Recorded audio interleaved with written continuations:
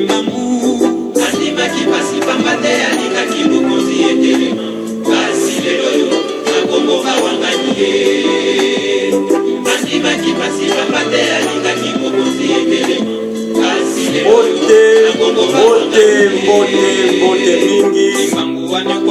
bana ya Congo ezali ngawe wa bino l'envoyé spécial de Papa Simba na Congo ya mfuwetu Kimba.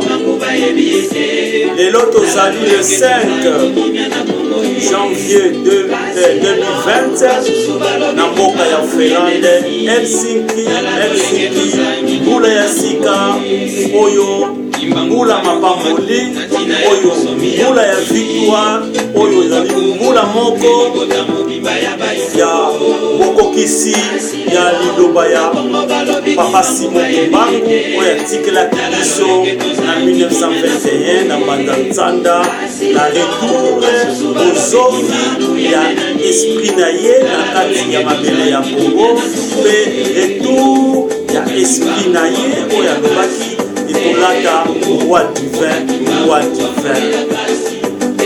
Bana ya Congo toyebi mikakata ezali na Congo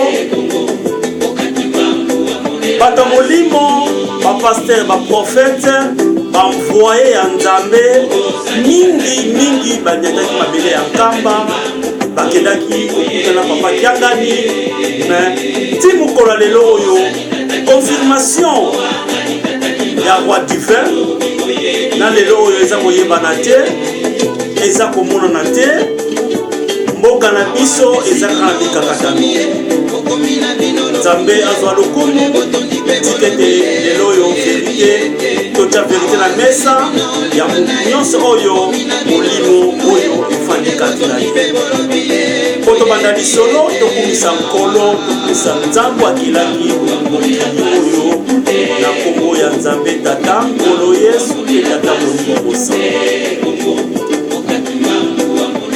Éternel Dieu, merci une fois encore. Ngai mungu na yo, ngai mosali na yo, ngai instrument na yo. Na ye liboso na yo, ngai mwana no mfumu wetu mvunzi wangu. Nzambe mokeli na nyonso, nzambe ya Simon Kimbangu. Nzambe ya Moïse pe ya Elia. Nzambe oyo ya bangunza, nzambe oyo asalaki kati ya momaki bavita. Nzambe oyo asalaki kati ya papa dia ngenda kisolokele mpe papa dia kongana. Nzambe oyo aza kosala kati ya papa dia ngani. Nzambe ya mfumu wetu mvunzimba ya solo nzambe nazolisaka lokumu epai na yo papa. Tala mboka Kongo, tala bitumba, tala mpasi nzambe eza kosila te. Tala baprofesi eza kobima ndenge na ndenge kasi eloko malongo eza kosalema te. Nzambe na molimo na yo papa ngai mwana mfumu wetu tikete kombo ekumisa loboko na yo nzambe kita na mabele ya Kongo. Nzambe ya Kimbangu akita na mabele ya Kongo abimonisama mpe atambusa bana ya Kongo na vilite mpe na solo olobi tozwa indépendance totale oyo olakaki biso uta 1921 oyo olakaki deuxième indépendance yaki tozwaki yango kasi deuxième indépendance yango nde papa nzambe mokili kolose eza kotungisa biso na mokolo lelo na Kongo puissant ya Seigneur Jésus.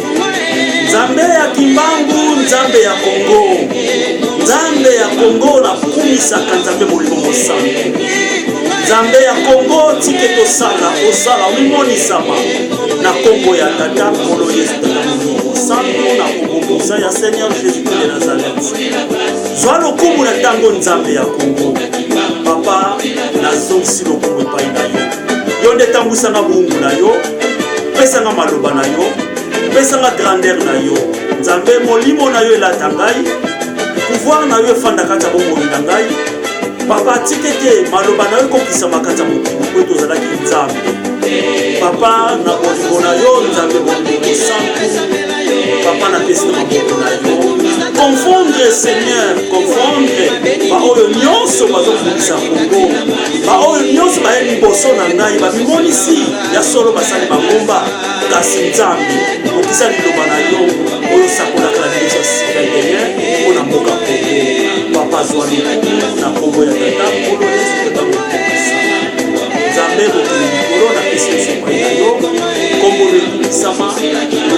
yo ezala likolo ya Congo lumière euta na Congo ekita ciel ekita na kati ya Congo po ete gloire se manifester na Congo ya tata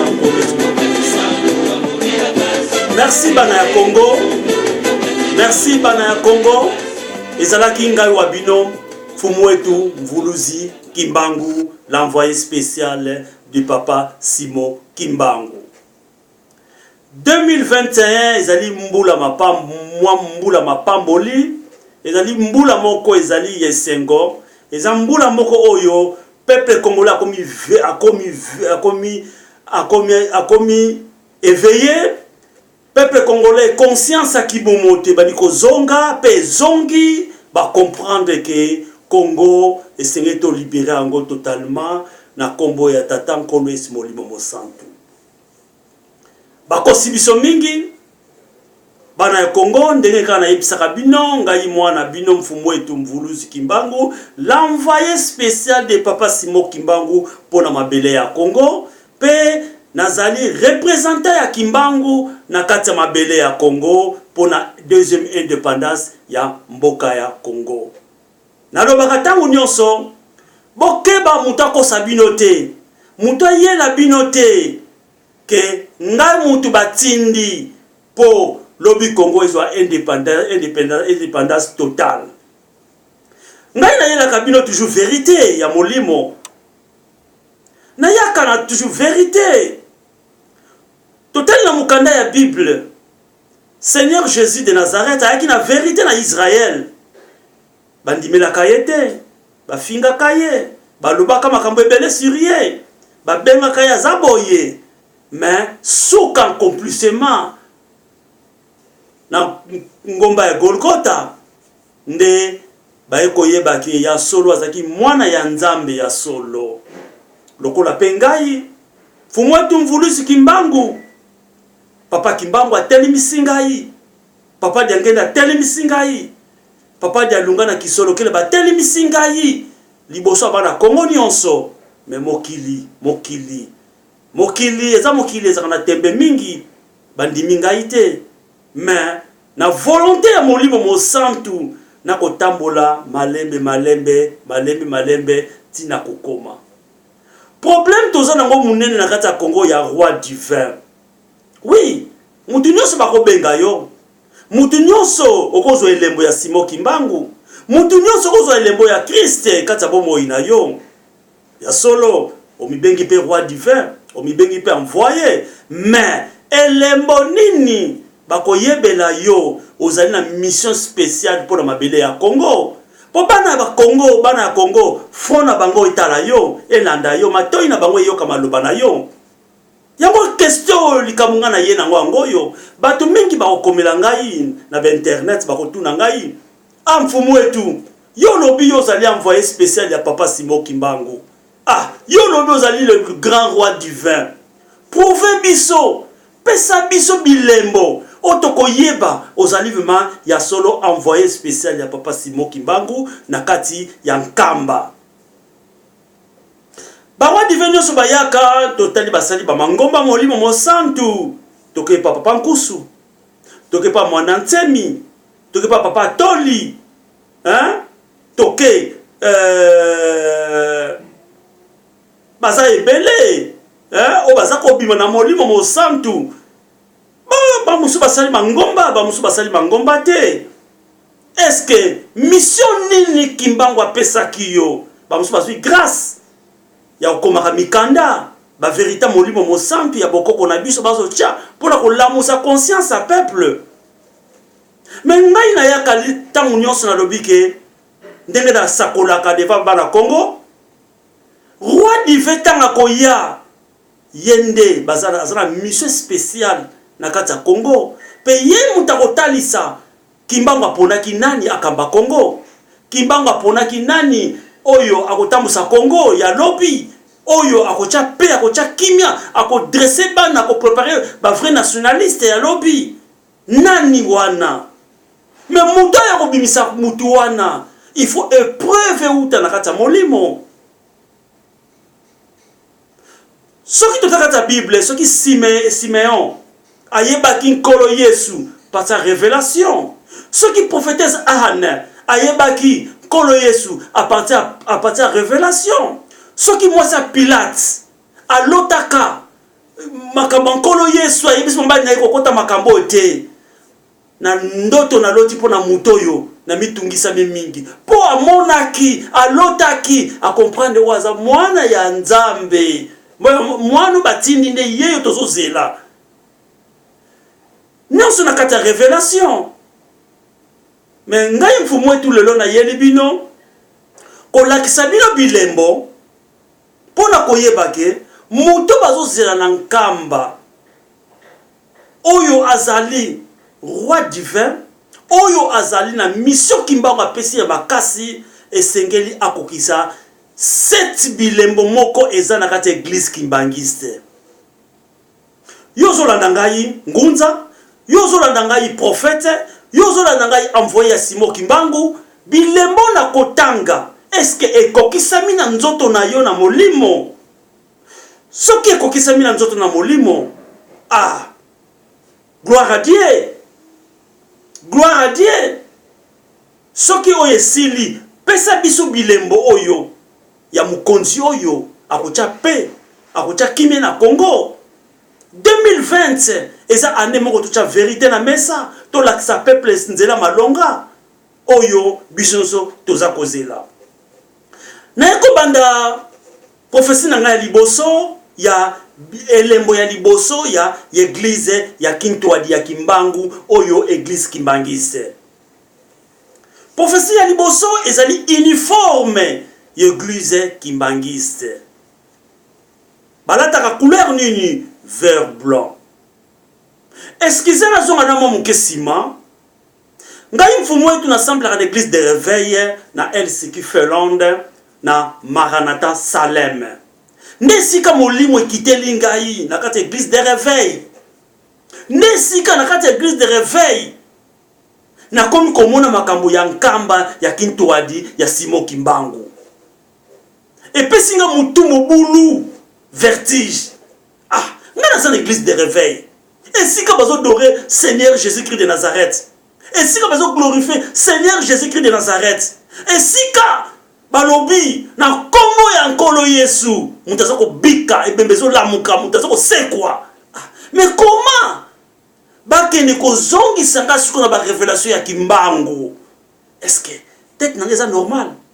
Est-ce que makambo nazo mona eza liboma to eza normal? Soki na yebisi bato église de réveil bako yinanga bako sekangai bako loba mutu ya mutu eza su normal te.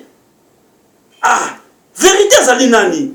Vérité azali Nzambe akelaki mokilio molimo mosantu, enseignement ya Nzambe tokozonga na kata Saint-Esprit. Nga batangisi nga kata Saint-Esprit. Yango na lobi lelo na tchalika bango na mesa lelo le 5 janvier 2025 na tchamaka bango na mesa pour mokilio sosola. Comment monter dans l'église de réveil?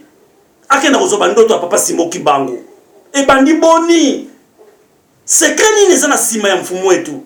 Ngape na yeba kite, mokili pe yeba kite. Oui, kolo Yesu, tanga bimaki na temple à lobi, l'esprit du Seigneur est sur moi.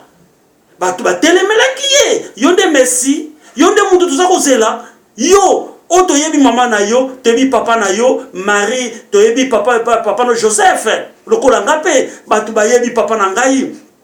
Oyo na kombo ya mama Mbwadi, papa na nga na kombo ya Sakibanza. Kaka tate mwana wana oto yebaka yende alobi aza roi divin azali envoyé spécial papa Simon Kimbangu. Kimbangu aza kati na ye. Batu bakondima te. Nde ba yebi kokola na ngai bu mwana na nga bakondima te. Mais ça grâce ya Nzambe. Grâce ya Nzambe. Ezala bandeko na ngai ya bato bota bango. Bakondima ngai pe kaka te. Ezala batu nyonso na fanda na bango. Ezala mwasi na botaka ne bana akondima pete akomona na komi toke. Mais ça mabomba ni ya tata Nzambe ndeka so préparer à venir ya mutu ndenga bongisa utakata libumu ya mama. Ponga message yaki na kata libumu ya mama na 64 balobi mwana za mukonzi munene ya Nzambe batela mwana oyo soka koli.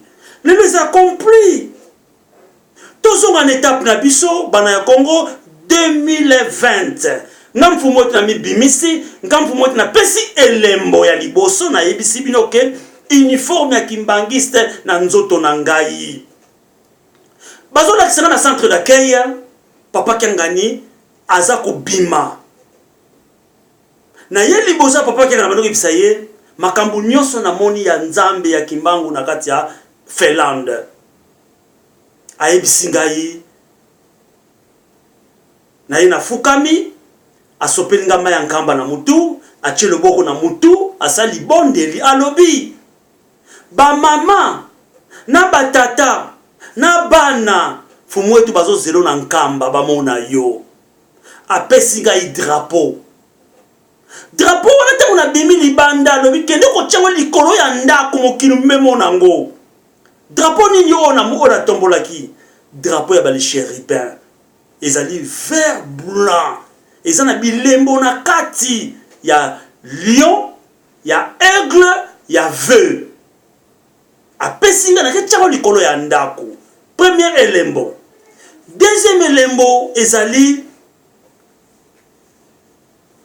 na lati na nzoto na ngai bilamba ya fanfare ya bakimbangiste na lati yango na sakodo tozokende formation militaire tomoni mutu to bato bele to mulongo tomoni boso mutu moko ya mulaya na tani puta simo kibanga telema mulai mutu nezo simba tout mapata tozokende biso nyonso tokende formation militaire to bima ba commando to bima ba commando du seigneur o to bunda sko bitumba molimo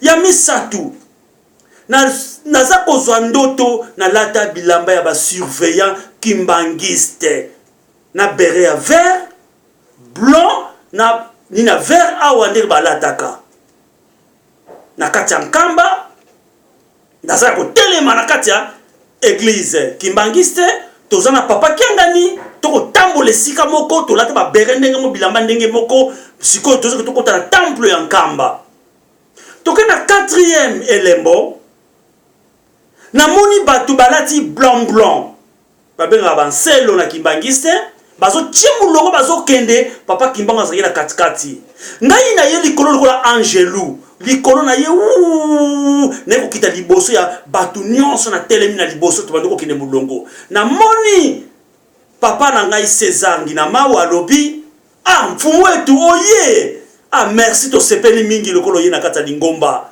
na lati blanc tuzokende biso nyonso bato lati blanc biso nyonso tokende mulongo na longwe wana na komi na 5e elembo naza kozwa vision na kati ya centre d'accueil tofani na papa Kiangani tolati bilamba ba général ya bakimbangiste bakiti ndenge moko no ba surveillant kimbangiste baza bantouré nkamba na ni centre d'accueil mobimba bandimi baza koyemba banzembo baza kokumisa kombo Kimbangu mais baza koyiloba nini mfumu awuti na likolo akitele biso awa na mabele mfumu awuti na likolo akitele biso awa na mabele alleluya hosana bazo yemba banzembo ne sengo nyonso wana balobi kombo na ye mfumu wetu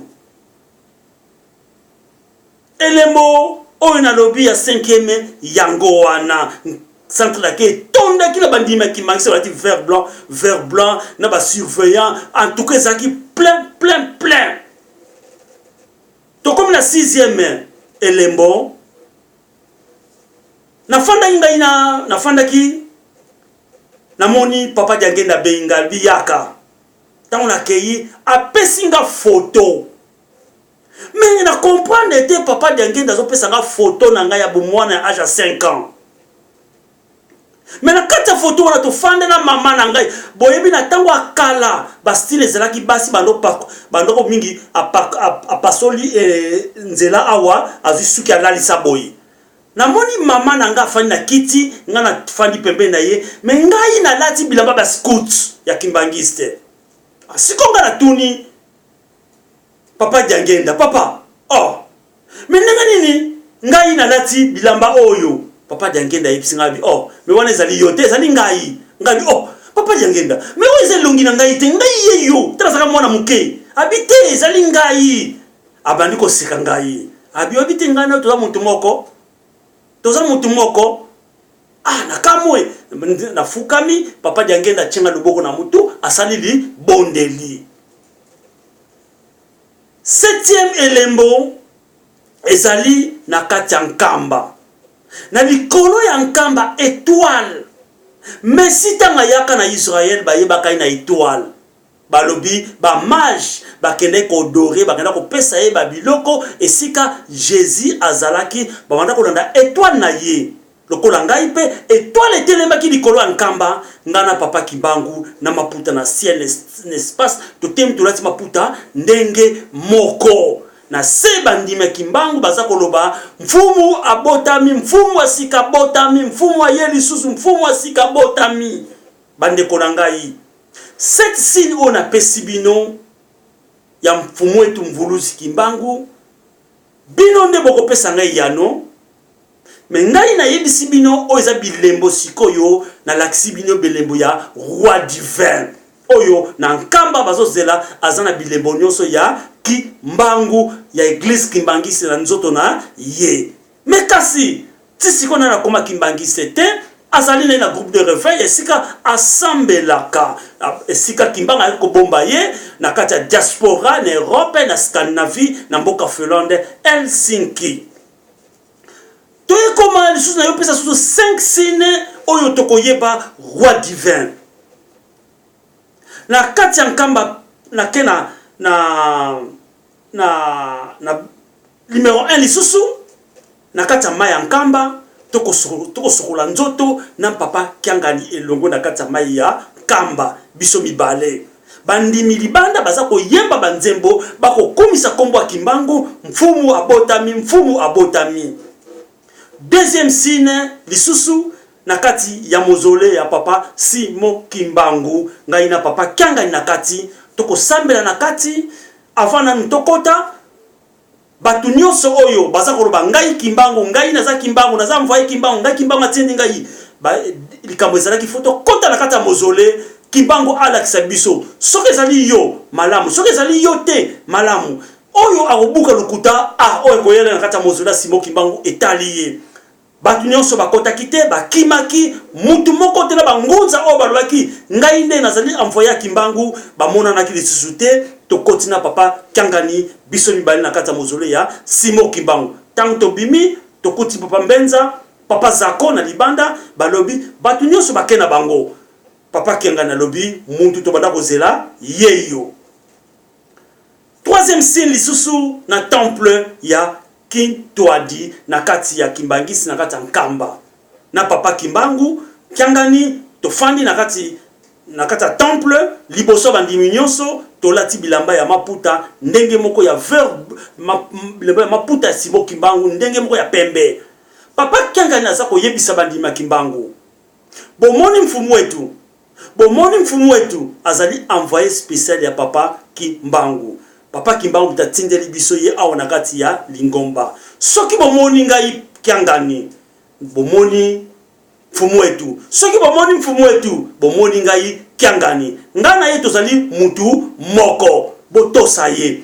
Na kati ya temple musique ebetaki ba fanfare ebetaki bato église Kimbangisi ya Finlande nyonso bazali na kati ya église na kati ya temple na nkamba na esengo nyonso. Botala bilembo oyo ezolakisa ya roi divin.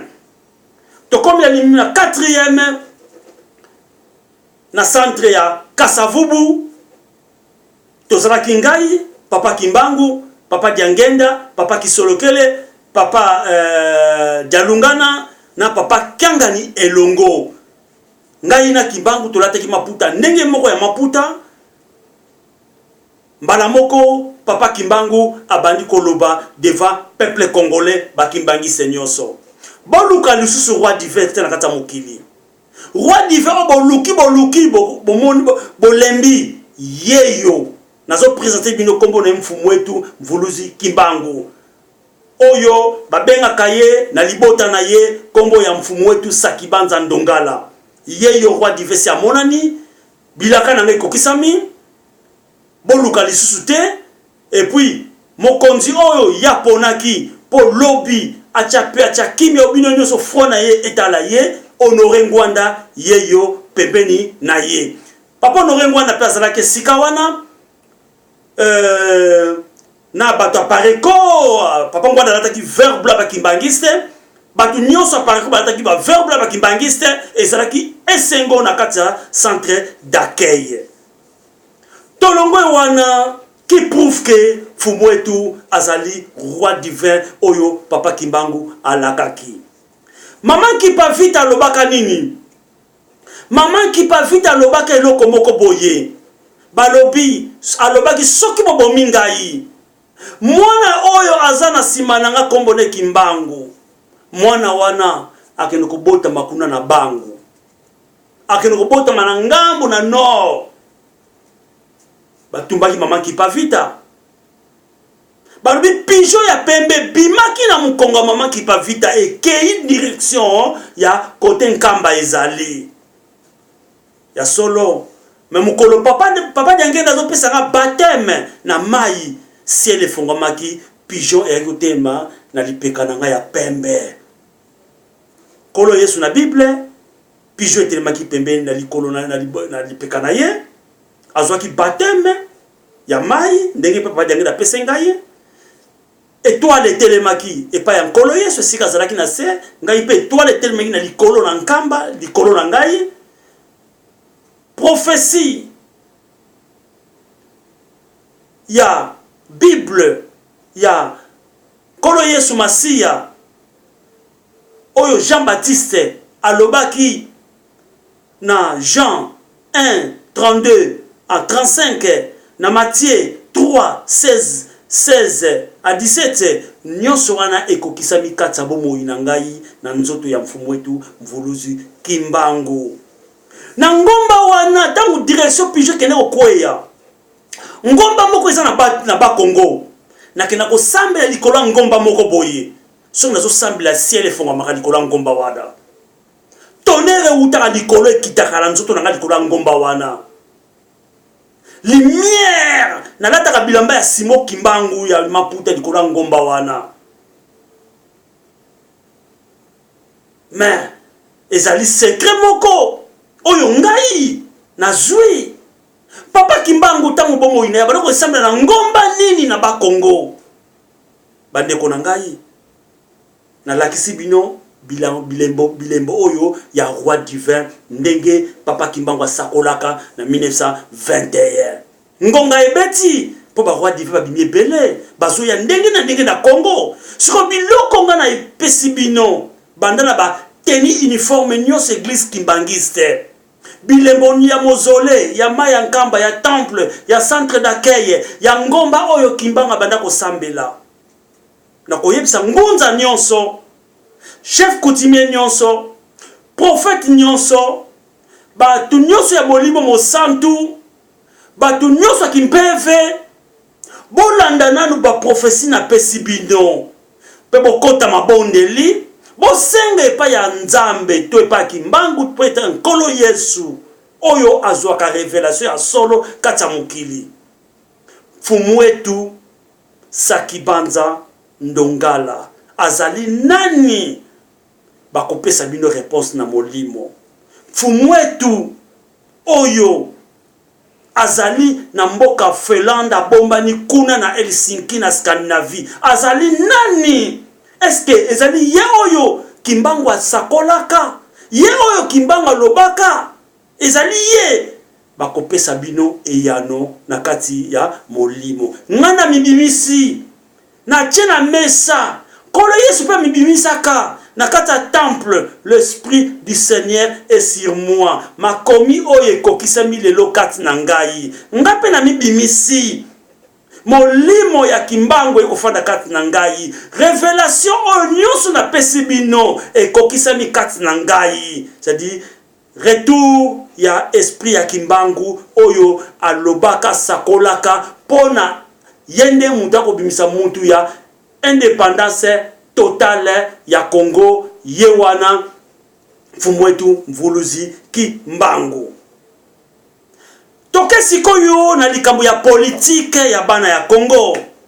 ya solo mobulu ekoti na Congo bulu yeke oya kobima ngai preza boye oyo ngai boye ok nga mfumu wetu na ye kokata makambo na ye kotia vérité na mesa.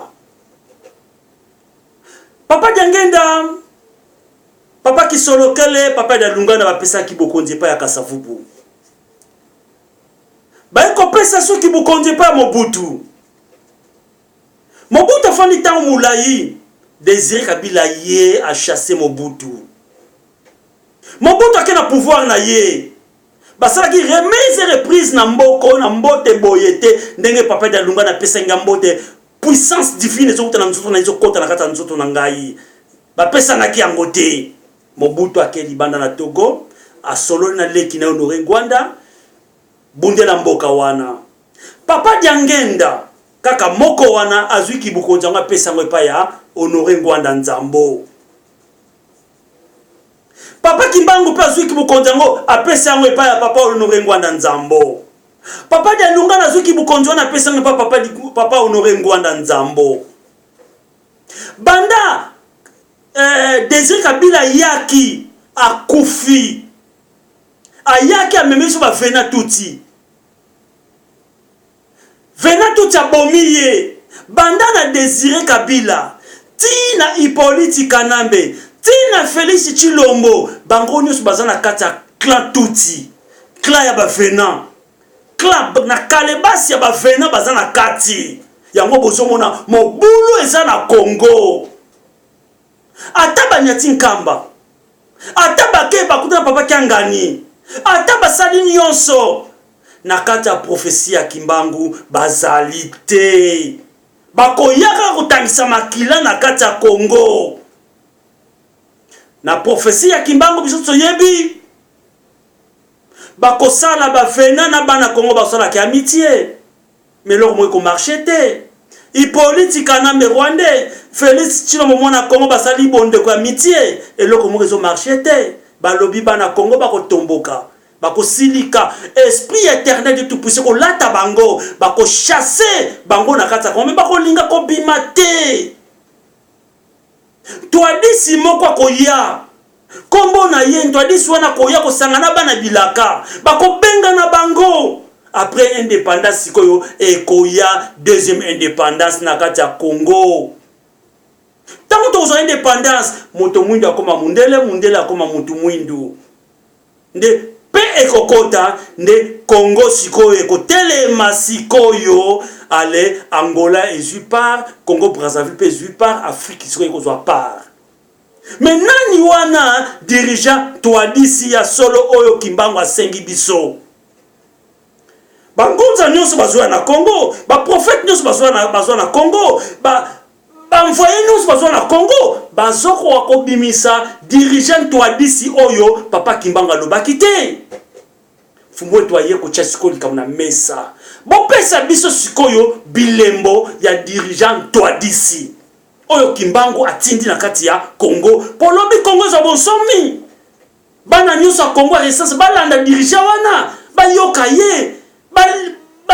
Mikitisa liboso na ye ngana ye mfumu wetu Mvuluzi Kimbangu l'envoyé spécial papa Simon Kimbangu dirigeant toadisi wana kombo na ye Honoré Ngwanda Nzambo oyo bapesa ki pouvoir et pas papa Diangenda papa Kisolokele papa Dalungana oyo papa Kimbangu azwaki ye akepesa na nkambe pa papa Kiangani alobi muto biso toponi yeyo afandisi ye, asambeli ye, achema nkamba na mutu, apesi nyonso na boko na ye, azwi Hippolyte Kanambe, abengani azokene makolongulu, bilambana makila na nzoto, makolongulu sa garde corps, les chérubins, armés wana, bazo protéger, bazo kengela Honoré Ngwanda Nzambo.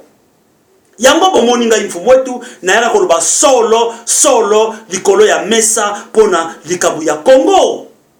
Tokende lombango pona likambu ya Preza Bilaka, Preza oyo roi divin ako tombola ako bimisa ako présenter bana Congo polobi fona bango batala ye na kati ya Congo. Soki tolandi ete ezali pasi po oyo nyonso bazana Congo bazana bolingwa mabele te.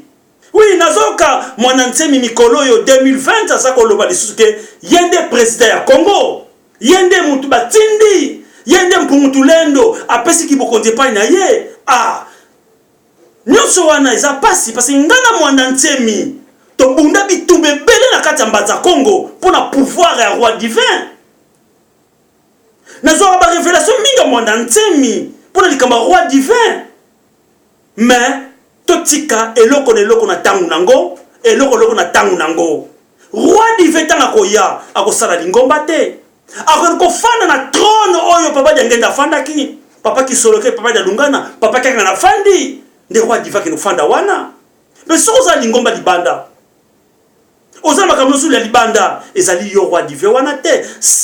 Oza roi divin sala lolenge kimbanga zotinda yo. Ngai nazongi siko pona loba likambo ya bilembo ya toadisi oyo kimbangu alaka kibiso na prophétie ya le 17 août 1922. Révélation liboso balakisi ngai balobi Congo kozonga na lettre K.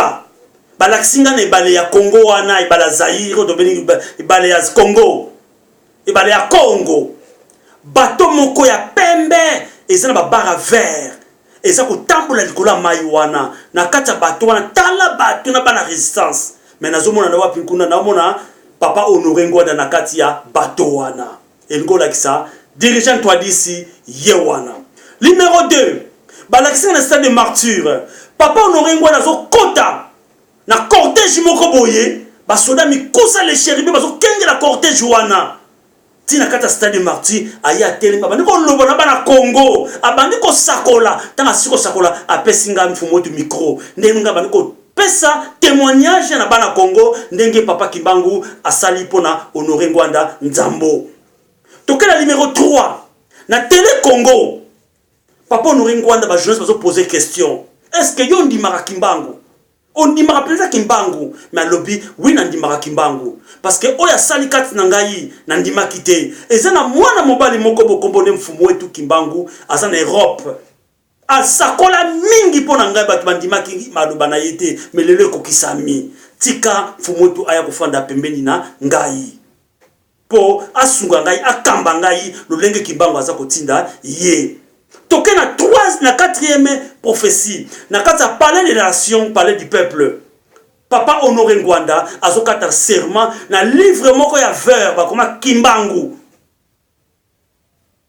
ngai mfumo na telemi na sima papa Honoré Ngwanda na lata maputa simo Kimbangu elingo lakisa nini bana Congo bino bososola 5e elembo ya mitanu balakisi papa Kimbangu papa Kimbangu papa Kiangani mfumu wetu biso misatu tokeyi ti epa ya papa Honoré toketikele drapeau ya Congo balobi drapeau ya Congo ya ngoto kotikela yo yonde kene ko changuna etelema papa Honoré Ngwanda bimi libanda ake atelemisi drapeau etelemi na Congo mubimba Congo nyoso nie calme bakomo sona papa Kimbangu abandi ko pese mibeko lolenge nini ako batela atonga Congo a préparer ba nationaliste à lobby bino nyonso bozo la pouvoir na Congo ezali bino te batu batindi ezali Honoré Ngwanda bon respecter parole à Kimbangu pour te lobby Congo et telema.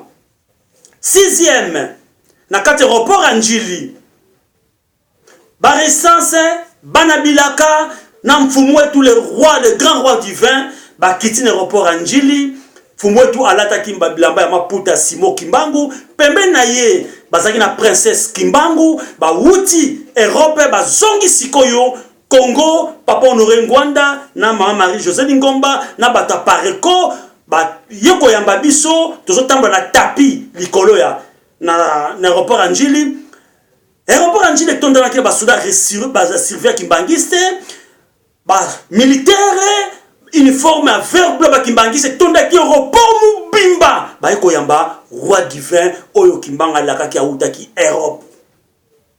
Tokena prophétie mususu bana ya Congo basali 3 jours na report Anjili bazo zela roi divin fa ou Europe ya azo ya bazo zela ye bango nyonso babi tondimaka te biso ba Kimbangiste que roi divin ako bata makuna na Europe mais lelo tondimi vraiment roi divers solo ye wana kimbangu atindi ye tozokosela lelo tosali mikolo misato na aéroport anjili tokosele bango aéroport nyonso tona na bato balati ba vert blanc engo lakisa nini. Septième, Papa Honoré Ngwanda yende mutu aza na mission oyo naza ko yebisa na famille nyonso ya Kimbangu. Papa Honoré Ngwanda mutu aza na mission oyo batindaki po bakezwa nzota Mobutu na Congo. Avant nzota Mobutu ekita na Congo, soki barwane tuti bango nyonso babimi na Congo to chasser bango babimi bakei Honoré Ngwanda anyati mabele ya Congo. Après transition, élection koya libre et transparente, ne tango wana Papa Honoré Ngwanda bana Congo balinga te bakosala élection kibukonzi kokwena maboko na yo. Siko okubengisa nzota Mobutu ekouta Maroc ekiti Congo na mababu bila dawa elongo. Bomoni prophétie ya nzota Mobutu. Mutu nyonso koyela bino toka no nzota Mobutu bondima yango te. Il faut mutu oyo basolaka na Mobutu. Papa Honoré Ngwanda oyo atindaka ye kende kobundela mboka. Yende mutu akokitisa nzoto ya Mobutu po ekita na kati ya Congo. Cette profession na pesibino ya koyeba dirigeant toi d'ici au Kimbangu atindi yeyo na lakisibino. Toke siko pona na kati ya nkamba sikoyo. Bakotali sanga na kati ya nkamba. Papa Honoré Ngwanda, Papa Kiangani, to fandi biso na kati ya nkamba. Na Papa Diangenda, Papa Kisore, Papa Dalungana, Papa Kimbangu, Mama Mwilu kia wanganzitani. Toko solo la ensemble biso nyos na ngamo mfumu wetu. Toka na deuxième prophétie, na centre d'accueil. Balakisi ngai, Honoré Ngwanda, Papa Kimbangu, Papa Diangenda, Papa Kisolokele, Papa Kiangani, biso nyoso na ngamo mfumu wetu. Toza ilongo to fandi, liboso bandimi nyoso kimbangiste. Papa Ngwanda zako loba na micro, batu bazako beta maboko. Ya solo, yeyo penza, dirigeant Toadis Kimbangu alaka kibiso. Toke na oyo ya misatu. Dirigeant Toadis, oyo, Kimbangu akeneki na nkamba. Ariko tike pa Papa Kiangani. Na maboko boye. Alobi, muto biso toponi yeyo. Asambele ya maya nkamba. Ba pesi pouvoir. Papa Kiangani pe, Papa Diangenda pe, yepe apesi pouvoir, apesi loko moko asimi maboko boye. Alati ekoti moko bona na mutuna ya nord. Nakaba fanti na kitsa kibukonzi ya nord. Ye wana dirija toi disi. Papa Dalungana lisusu azuye asimbi azobonde la Honoré Ngwanda. Nakata nkamba. Bapesi pouvoir. E bongo yo mwana Congo. Ozoko ni ye Ngwanda. Ozako boya Ngwanda. Ngai mfumu nso na telemeli likambo oyo. Pona yebi. Na miso soli na yebi. Po bazo talisa ngai. Pona zali muto batindinga na koyana kobimisa. Muto kocha pepe. Akocha kimia. Oya ko prepare ba nationaliste lobby. Po Congo etelema. Ezali ngai mfumu wetu mvulusi wabengi. Roi divin muta kosala musala wana. Kimbangu esprit ne kolata ye. Pe Kimbangu akotambuisa ye lolenge na ye. Toke 4. Nakati ya nkamba, tofandi, ngai, Papa Kiangani, Honoré Ngwanda, Mama José Lingomba, Princesse Kimbangu, Fumwetu Vulusi Kimbangu, Papa Kisolokele, Papa Dialungana, Papa Diangenda, Papa Kimbangu, tofandi elongo, toko solola. Elingo lakisa nini, eloko elembo elingo lakisa nini. Ba yebisiye, fumwetu batele malamu, azalaka tango nso pembeni na yo. Kotika ta mukolo moko te.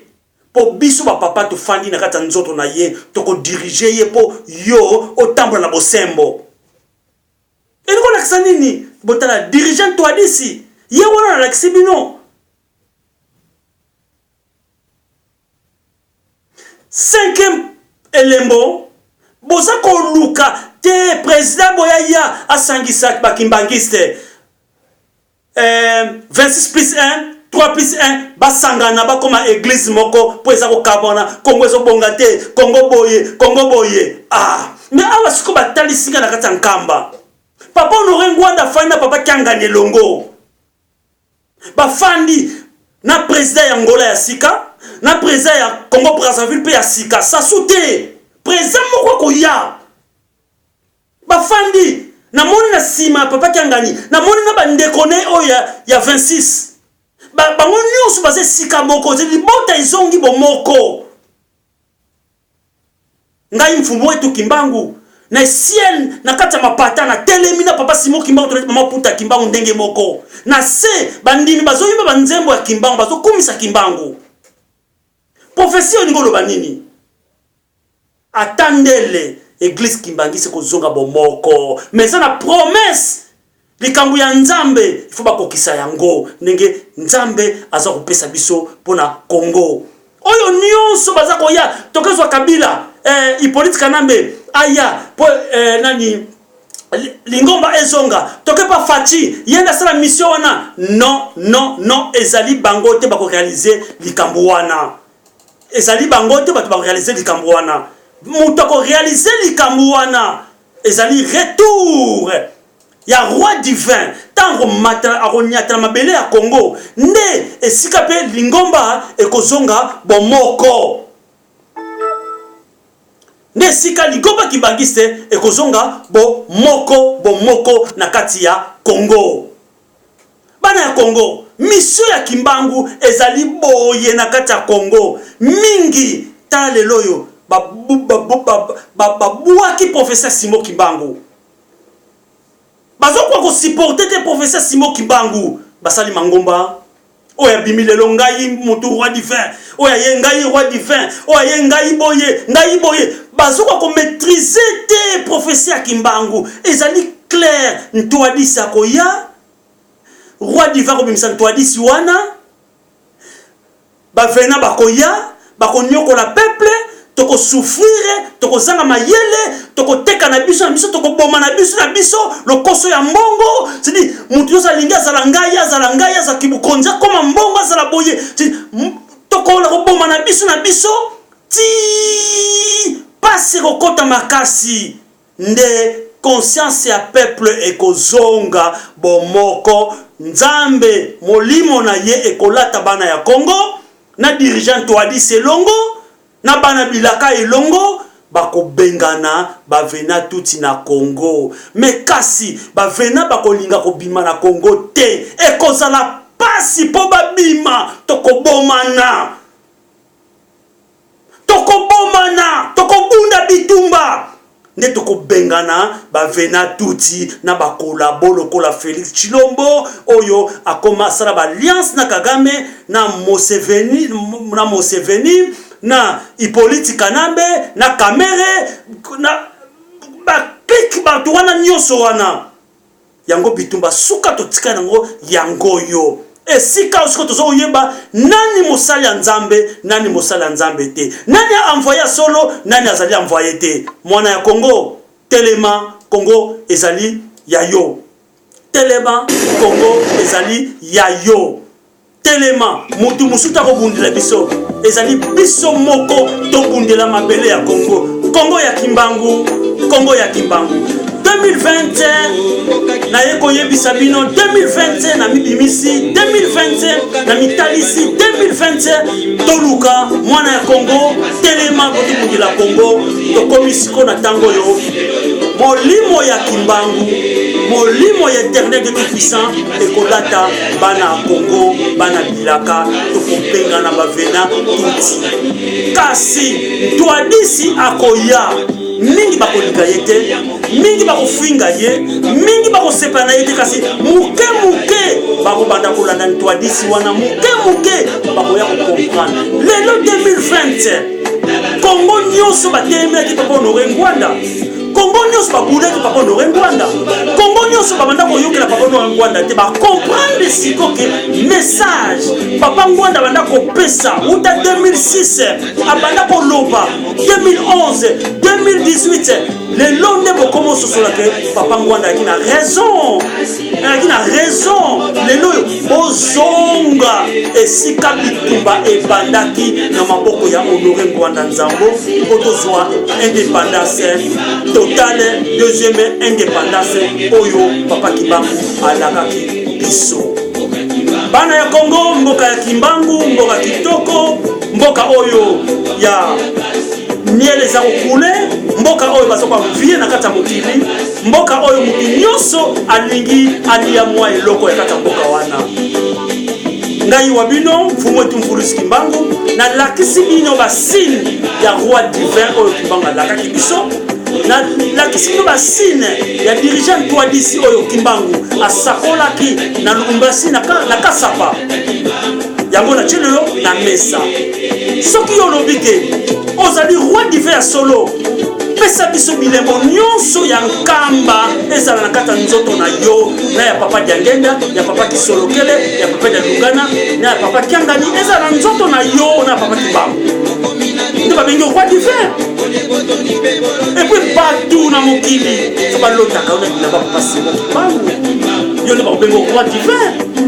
Roi divin koyaka ka boye te atola tindoto ofandaki na papa Kimbangu zo solola mais nzoto na wefe bongo amaka Kimbangu ezobongama roi divin. Kimbangu ezobongama roi divin ezobongama Kimbangu ezobongama roi divin. Nzoto ne fe changeaka ndenge wana. Et puis ya suka esengeli makila na yo ya nzoto esala alliance na ya Kimbangu. Makila na ya nzoto efesala alliance na Kimbangu. Yango na lobaka tango nyonso na histoire ya Joseph ya Bible tango asakolaka mpona bangombe oyo bakonda bazomela bangombe ya minene. Bangombe yango ya Rwanda baza bangombe barwandais bazomela bakongolais bazomela biso pasi ekoti misère ekoti. Mais tango nyonso eza compris Farao asalaki nini azwi anona ya motema alatisi Joseph eza lokola mpe ngai papa Kiangani alatisinga anona ye ya motema alatisinga yango ano wana kombo nango Princesse Kimbangu alatisinga yango na maboko na ngai mwana Congo tokokisa bilaka Kimbangu na vérité mpe na solo nyonso. Nga nazowelela te kibokoti ya Kimbangu ntango mosusu naza komibenda me Kimbangu azotindika ngai naza komibenda Kimbangu azotindika ngai na kati ya nkamba. Nasala nini naza na église de réveil nasambelaka awa na Maranatha awa na Finlande Helsinki. Mais baza kotindika ngai nakenda nkamba, baza kotindika ngai nakenda na kati ya nkamba. Faut obéir miso ya Kimbangu soki nobéir te ezali wana ngai prophétie moko na koyebisa bino pourquoi bazorévele citoyen baovele mfumu wetu Mfulusi Kimbangu liwa na ye akomi mokolo akufi bakundi ye na nkamba. Bato nyonso baza kofuka maplasi ya mosusu afuku oyo ezali mpona nini nazwi ndoto wana roi divin ye wana oyo Kimbangu atindaki roi divin wana oyo Kimbangu oyo Kongo baza kozela ye wana ndeko totosa maloba ya Kimbangu totosa bilaka ya papa o Nzambe ya Kimbangu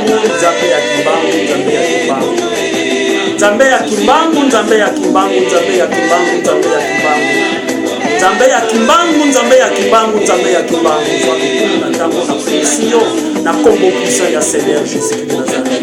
Merci une fois pour Seigneur ozalaki Nzambe ya bikamwa, Nzambe ya papa Diangenda oza Nzambe oyo papa oza kosala kati ya nkamba. Nzambe alati papa Kiangani na kati ya nkamba. Zwa lokumu na kombo ya tata pe nkolo esprit tata molimo bosana. Merci Seigneur. Ozali bolingo kambanga imona na yo na kwa nyonso te. Ngai na talisi bana ya Congo vérité na yo ya roi divin pe vérité na yo ya Jean Toadis. Papa bana oyo papa baza kosusola batelema bana oyo bazwi message oyo barespecte prophétie ya Kimbangu Nzambe. Papa tala Congo mutu nyonso akoya na Congo na yo Kimbangu balandi mutu nyonso akoya ngai Kimbangu atindi balandi me kasi Nzambe yo nde bimisa biso na kati ya molimo mosantu yo nde mutu kotalisa vérité suka na weza nkamba ngai bongo na yo ngai mwana na yo nakende okokisa bilaka na yo opesa ngai na kati ya nkamba po ete bato basosola bayebaki bokonzi na yo oyo opesaki ngai na kombo bisa ya Seigneur Jésus de Nazareth. Merci Nzambe molimo mosantu. Merci Papa Kimbangu. Merci Nkolo Yesu Masiya. Molimo na yo elata ngai molimo efanda kati Congo basisula Kimbangu. Congo basisula Kimbangu. Yo mutotikaki Kimbangu kati ya Nzambe. Ote biso bana na yo bana ya Congo tola na nzela na ye na solo. Dans la génération oyo ye ya sika bazwi professeur Simon Kimbangu akuaki yango baliko respecta ngoye tala Congo eza kolela makile eza kosopana pasi ekoti kasi bana ya Congo bazonga na nzela ya papa Simon Kimbangu batosa profesi na ye kote lobi tosepela na kombo ya tata Nkolo Yesu molimo mosantu. Nzambe molimo mosantu bana ya bilaka ya lelo Nzambe obengi baza bana bilaka na kati ya Congo na kati ya diaspora partout mais mpona nini bana bilaka bazolanda bapaya bana bilaka bazolanda bapaya bazolanda Kamere Katumbi bazolanda Ruberwa mpona nini bana bilaka esenge balanda mwana kolo mabele oyo Kimbangu yo teki biso papa lokolo pesi biso makolorengwanda ngai mungu na yo mokile kofinga ekoloba mpona norengwanda na kotika te nazotosa parole papa Kimbangu po ete oyo ozali Nzambe ozali molimo kosala napesi nyonso mba na yo